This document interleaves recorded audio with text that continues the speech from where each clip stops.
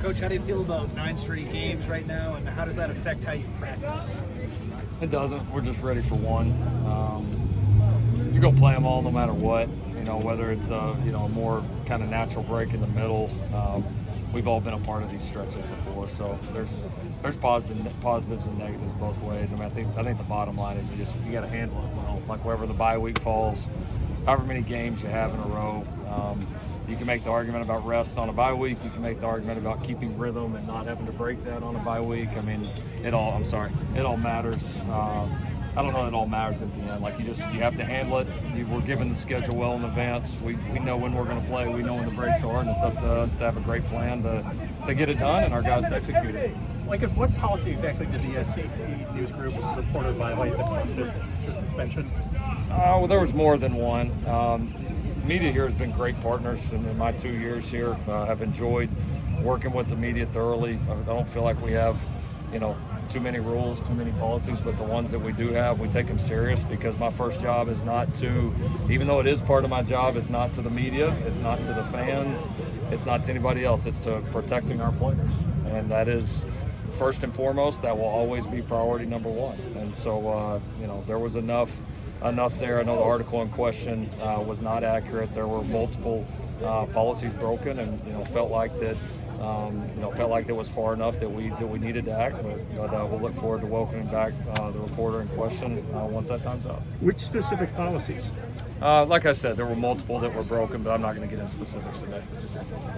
You wanted to clean up the penalties over the last couple of weeks. How's that gone, and what's kind of gone into that?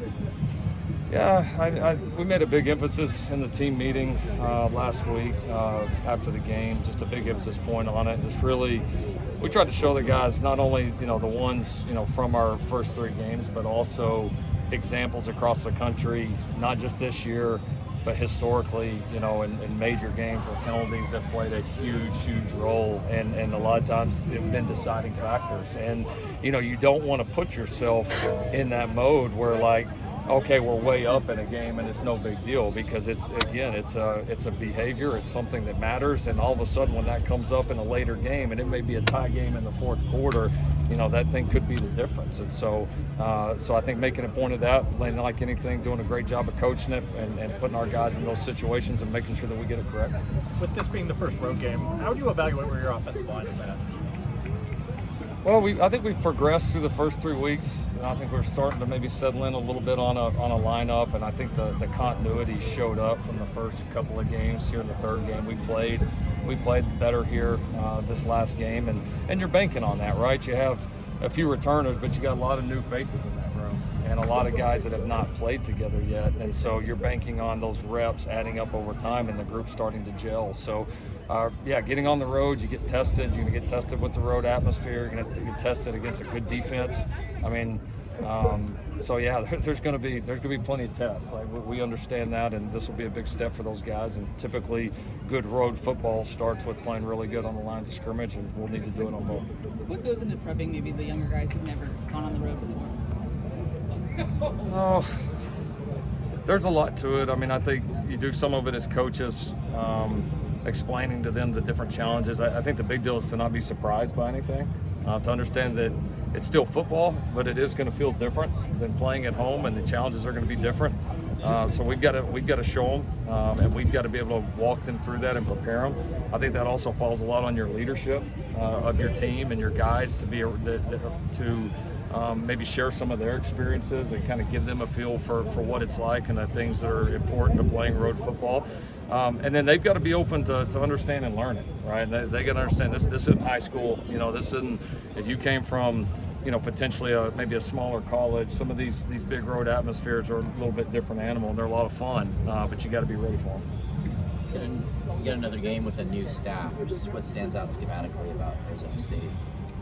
Well, there's staffs that we've got a little bit of familiarity with. I mean, obviously the head coach, a lot of the offensive stuff, and then certainly the defensive coaches all came from this league. And then, there's a reason why you get a head coaching job at Arizona State, or you get a coordinator job at Arizona State. It means you were doing a pretty damn good job, and all of those guys were. So, no, it's a good staff. It's these guys are good coaches. Like you can see the things that they're doing, and they're the world will look at it and think one thing. They're not as far away as people think they are, and sometimes that's just, we've all been there, man. In the beginning of a program, sometimes it can kind of feel that way. And but these are good coaches.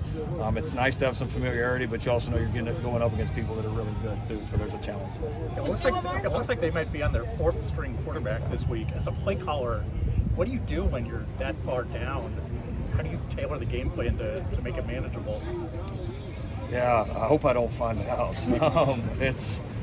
It's not an easy thing, and not because you don't have other talented, capable guys in the room. But I mean, probably the last time you repped their third or fourth quarterback might have been fall camp, and so everybody's structured there a little differently. But the challenge is obviously getting it done in a short amount of time. Now, having some time to prepare, like a group does this week, and knowing that it's going to happen and being prepared for it's one thing. It happening in a game, all of a sudden, like the other night, you lose a couple of guys just like that.